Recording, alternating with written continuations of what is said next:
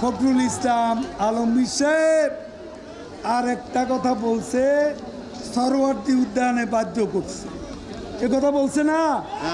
আজকে বলেছে আমি শুধু এটুকু বলবো, শেখ হাসিনা সরকারের গণতান্ত্রিক উদারতাকে দুর্বলতা ভাববেন না। এটাই হলো আজকে বিএনপি মিথ্যাচারের উপর বাংলাদেশের জনগণ আজকে বিতস্তব্ধ। বিএনপি ক্ষমতায় আসা মানে আবারও আগুন সন্ত্রাস, বিএনপি ক্ষমতায় ফিরে আসা মানে আবারও লুটপাট, হাওয়া ভবনের লুটপাট। সামনে সিটি কর্পোরেশন সেমিফাইনাল, জাতীয় সংসদ আমরা ফাইনালে খেলবো।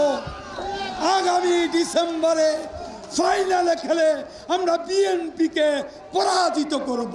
প্রধান বিচারপতিকে আমরা নাকি জোর করে পদত্যাগ করিয়েছি, এ কথা কে বলে? বিএনপি বলে। প্রধান বিচারপতি পদত্যাগপত্র কোথা থেকে পাঠিয়েছেন? সিঙ্গাপুর না কানাডা? তো সিঙ্গাপুরে কি শেখ হাসিনার পুলিশ বাহিনী অথবা কোনো স্পেশাল ফোর্স সেখানে ছিল যে তাকে জোর করে পদত্যাগ করিয়েছে? বিদেশ থেকে পদত্যাগ, সরকারের এখানে কি?